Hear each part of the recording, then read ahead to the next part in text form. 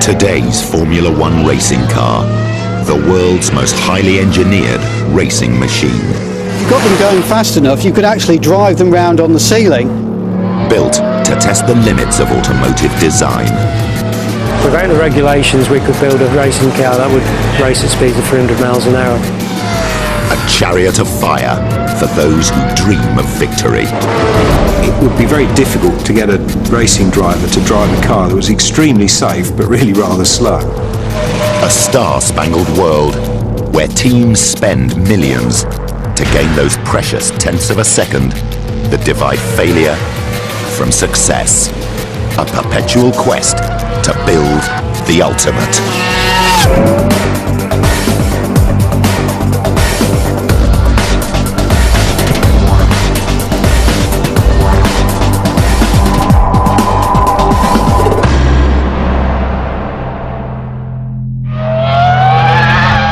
If you're serious about motor racing, this is what you drive. The 2004 Formula One car. With its driver, it weighs around 600 kilos. It can go from 0 to 100 in under 4 seconds and reach a top speed of over 200 miles per hour. It's the world's ultimate racing car. But how did such an awesome and beautiful machine evolve? How did we get here? The first Grand Prix was held at Le Mans in 1906. From the earliest days of the automobile, men wanted to race. By the 1950s, Maserati and Ferrari were building cars with 4.5-litre engines positioned in front of the driver. Races were won and lost on one thing: engine power. But in a backstreet garage in Surbiton, England, engineer John Cooper was building racing cars with engines that were smaller and positioned behind the driver. It all started in the 1940s when my father and his best friend Eric Brandon decided to build a racing car. And with crash bits that they found lying around in the garage, they came up with the whole idea and the concept of the little Cooper 500. You can see the engine here is a Norton 500cc engine and is directly linked through its gearbox with a chain drive direct to the rear axle. And this was really the beginning of the rear engine revolution. And what you saw then in the Cooper was the engine positioned behind the driver, and you optimised the balance. So the car didn't have a huge engine, but it went faster because it had greater levels of grip round the corners. By the end of the 1961 season, every Formula One team had positioned its engine behind the driver. In 1965, the mighty Ford Motor Company approached two young British engineers, Keith Duckworth and Mike Costin, who'd recently formed a company called Cosworth. Ford offered Cosworth £100,000 to design and build a totally new racing engine. The result was the double 4-valve, or DFV. This is the first time that an engine has been specifically designed for Formula One, but it was also very light because it simply formed part of the car. It bolted onto the back of the car. But position alone wasn't enough to make the DFV a race winner. It also needed power. And the DFV produced a lot more power than any other racing engine. And all that came about because of just rigorous attention to the detail of every little bit of the engine. Working with a small team of engineers, Keith Duckworth and Mike Costin went right back to first principles, looking at the physics and chemistry of every single aspect of the engine to work out the ideal mix of components. And the result was an engine which revolutionised the whole sport. Today's Formula One engine is deliberately built to last the length of a race weekend and no further. You'd be lucky to get from London to Edinburgh before it needs a rebuild. If they survive much longer, then we've done something wrong because some of the parts are too heavy. So the ideal Formula One engine would blow up as it crossed the finish line in first place. But if a single component gives up too early, it spells disaster. At Jordan Racing, this engine has just come back from the test track. It's performed well and it looks okay, but is there hidden damage? To find out, engine and gearbox will be stripped down. Every gearbox component will be tested using a test called magnetic particle inspection. To the naked eye, this gearbox ratio looks fine. But when a special ink is poured over it and a magnetic field applied, it's a different story. UV light reveals how the magnetic field has drawn the ink into a minute flaw in the metal. That flaw could have led to gearbox failure and forced Jordan out of a Grand Prix. A modern Formula One engine produces phenomenal performance. The 40-valve 3-litre V10 kicks out close to 900 horsepower and runs at a staggering 18,000 revolutions per minute. Ever greater engine power, a crucial component in the quest to build the ultimate racing machine.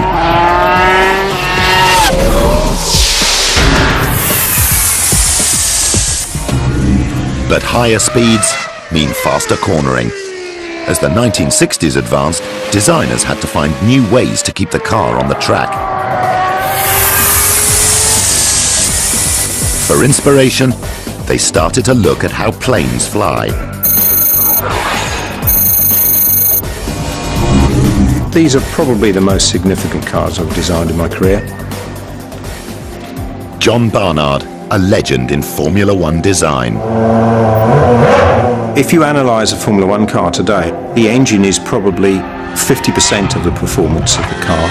If we leave the driver aside, because the driver does make a difference, I mean, you still need your Michael Schumacher if you're going to be world champion. But I think aerodynamics is probably 40% of the remaining 50%. By the mid-60s, improvements in tyre design were allowing cars to corner faster. To keep the car on the track, engineers had the idea to harness airflow over the car to produce what became known as downforce. Downforce is really a way of maximising tyre performance, using wings upside down. So with an aeroplane, you take off, if you turn the wing upside down, the quicker you go, it pushes the car onto the road. For a time in the late 60s, cars sprouted elevated wings. But they were flimsy structures. After serious accidents in 1969, they were banned.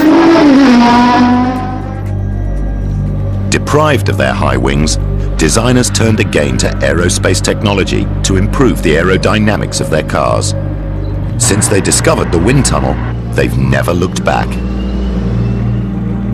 At Lola Racing's half-scale wind tunnel in Huntingdon, Chris Saunders is carrying out a test on a half-scale model of an American Champ car. The car is suspended on a strap which is mounted on, in simple terms, a set of upside-down bathroom scales. That's the easiest way to describe it. These scales on the tunnel's ceiling apply forces down through the strut to the model and read changes in its weight and balance as it's subjected to the equivalent of 145 miles an hour. The data is passed to the tunnel's computer for analysis. It looks like the car will probably take a bit more front. Chris orders the angle of the small upper flap at the front of the car to be adjusted by just 2 degrees. He then orders the test to be run again. That's about what we would expect. There's been a movement to the front of the car. The central pressure has moved forward, now 38 degrees for 2 degrees of extra front flap. The computer calculates that the small adjustment to the flap on the model will add more than 10 kilos of extra downforce to the front end of the real car. The wind tunnel data will make the front end of the car firmer and easier to steer into corners at high speed, which will give the driver greater confidence. But it was in an early, far more primitive tunnel that engineers made the most significant aerodynamic discovery in the history of the racing car. A discovery that changed the face of Formula One forever.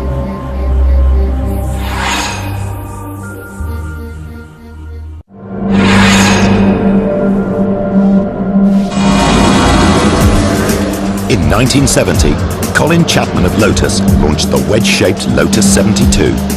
Aerodynamically ahead of anything else around, it won 20 Grand Prix and 3 World Constructors' Championships. Then, in 1976, using a wind tunnel, Lotus designer Peter Wright discovered underbody aerodynamics, a uniquely powerful way to generate downforce. He called the discovery ground effect. Ground effect is a simple theory. It works on the Venturi principle, which is that air flowing through a restriction has to speed up, and when it speeds up, the pressure drops. In 1978, Lotus won the World Championship with its ground effect car. The secret of its success was sculpted wings hidden beneath the car. A vital part was these sliding skirts, which actually ran along in contact with the track and moved up and down along with the bumps in the track, and effectively divided the high pressure area outside of the car from the low pressure area underneath, and that created a terrific amount of downforce. With the competition struggling to work out the dark secret of the 79's success, Lotus went on to win race after race.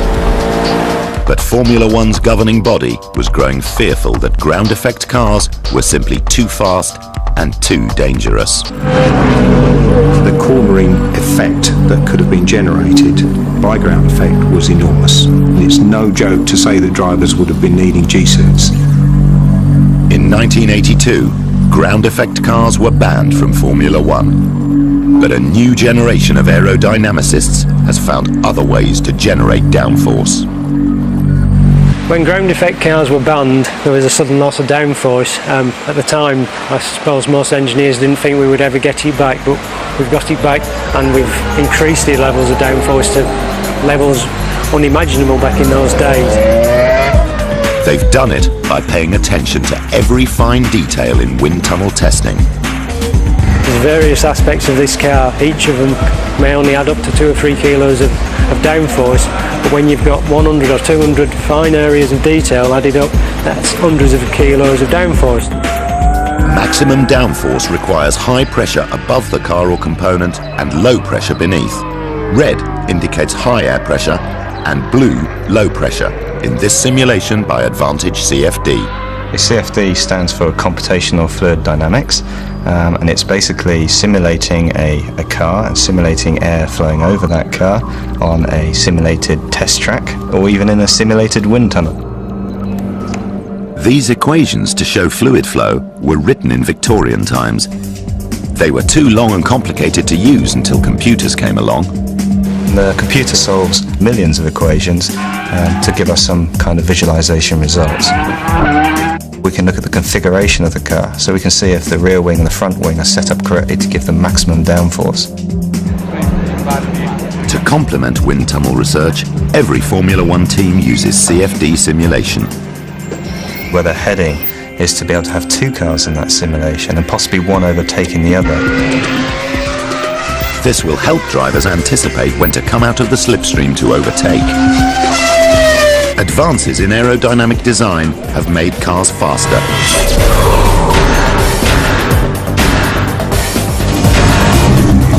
But changes to the shape of the car have also obliged designers and engineers to look for new construction materials.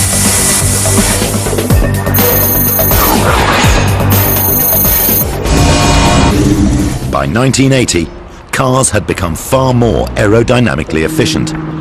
But to get good airflow low down, they'd also become narrower and less strong. So I started thinking, how do I get this strength back? I want it small, I want it narrow down there, but I don't want to give up strength. So then I started thinking, okay, maybe we have to change materials. Up to now, cars had been made of steel and aluminium. Visiting a British aerospace factory, Barnard saw engine panels being made of carbon fibre. It was enough to give me the idea that here was a material that had all the right answers. It was very light. You could make it very strong or very stiff, whatever you wanted, just by how you put together the carbon fibres. Returning to his office at McLaren, Barnard had a brilliant idea. He would build the very first racing car monocoque made entirely of carbon fibre composite. And so I sat down and started working on the carbon fibre monocoque, which became the McLaren MP41. Barnard set a pattern that is now universal in Formula One. And the use of carbon fibre hasn't stopped at the monocoque. Excluding the engine, 80% of today's Formula One car is built of carbon. With carbon, you can vary the characteristics, which means that you can make very lightweight, very thin bodywork, or you can make enormously strong components like gearbox cases and suspension, so the adaptability is its key. There's another reason carbon fibre has taken over from steel and aluminium in the building of a Formula One car. This wishbone, which is part of the suspension system holding the wheel on, is from about 93, 94, handmade in steel, hand welded. If we put that on the scale, we can see that we've got a shade over 1.3 kilos. If we now pick up a carbon fibre wishbone, like this, this would be circa about 2000, 2001, we can see that the fittings now are in titanium. The main part of the wishbone is in carbon, and if we put that on the scale, we've got a shade under 0.6 kilos. So that's about 40% of the weight of the original steel component. With around 3,000 components on a Formula One car, excluding the engine, the weight-saving benefits of carbon are huge. But when John Barnard launched the first ever car with a carbon fibre monocoque in 1981, people had doubts about how the new Wonder material would stand up in a high-speed crash. There were a lot of comments about, wait till it hits something, you'll just see a cloud of black dust. In fact, what happened in the first year of running the carbon fibre monocoque, John Watson, through a driver error, it must be said, went off the road in Monza, travelling at high speed, probably 170, 180 miles an hour, and completely lost it. Came back on the road, went across the track, and smashed into the Armco on the other side of the road. Now, the effect was that it actually ripped the engine off the back of the monocoque. And it was very dramatic because the oil tank cracked and some oil went on the exhaust and there was a flash fire and so on. And everybody went, oh my God, that's it. When all the dust settled, Watson just unbuckled his belts and stepped out of this carbon monocoque, which was completely intact and in fact had worked brilliantly as a safety cell. But John Barnard admits that driver safety was not uppermost in his mind when he built a car out of carbon. Driver safety, in terms of the design of the car, probably came somewhere down the list. As a designer, you're not going to be the only one to have a fantastically safe car and be the slowest one on the grid. Performance was number one. But striving for performance can sometimes lead to disaster. And in recent years, regulations have obliged designers to move safety steadily up the list. When you see a racing car crash, quite often you see what seem to be fairly large lumps come off the car. Now, the anomaly is that from a driver's point of view, most times that's a good thing. If when he hits, he rips his wheels off, A, he's taking energy out of the impact, and B, he's removing what could be a dangerous item in terms of damage to him. Ridding the car of dangerous items is a design priority. It's meant thinking outside the envelope to find new ways of constructing components. These pieces illustrate the process used in making a Formula One nose cone. We start here with this piece made from solid aluminium, pocketed out to remove some weight, still very heavy. From that we make a carbon mould, because this is what we want on the outside of the nose cone. We then make the outer skin, which is very thin, can deflect this quite easily. Inside that outer skin we fit lightweight aluminium honeycomb core, and eventually we end up with this. So if we look inside this nose cone, we can see, all we see is carbon skin, but in fact between there and there is a honeycomb core like that. But fundamentally that has to take the crash test. When John Barnard built the first carbon fibre monocoque in the 1980s, he chose the new Wonder material because it was light and strong. But over the years, it's also shown itself to be remarkably safe because it crumples. And as it crumples, it absorbs energy. The objective in all these crash tests is to absorb energy, to break up all the little pieces of carbon. The nearer you can get to making your component into a pile of black dust, the more energy you've absorbed. That's the theory. But how does it work in practice? This is the JF14, the latest state-of-the-art Jordan car. But like every new Formula One car, it will have to pass a series of crash tests before it's allowed to race. So, how will it do? On the test rig, first the nose cone, then the side impact bars, and finally the rear crash structure are all impacted to simulate the huge forces the car would be subjected to in a high-speed crash. Its carbon fibre components have done their job. Jordan's new car has successfully passed its impact tests and is ready to compete in the new Grand Prix season. The use of carbon fibre composite has played a revolutionary role in making the racing car significantly safer. But has it brought the world's most highly engineered racing machine closer to the ultimate? People have often asked me what I think the ultimate racing car is. It's almost impossible because everything that races today is raced to some sort of regulation. There's very few limits to how fast we could drive without regulations. We could probably double or treble the downforce within a matter of months. We could take a lot of weight out of the car, change the wheelbase, reducing lap times by tens of seconds without too much difficulty very quickly. A Formula One world without regulation would certainly be an exciting place. But would it be worth the price? Touch wood, I'm very lucky, can say that I've never had a driver killed in one of my cars. I know I've had one or two big accidents, and the effect as the prime mover in the design of that car is fundamental, certainly to me, and I would have thought twice about carrying on if something had happened. To say throw away the regulations and build whatever you want is a sort of impossible situation, really.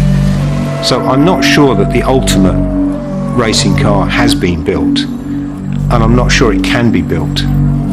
But as long as men continue to dream of victory, the quest to build the ultimate racing machine will go on.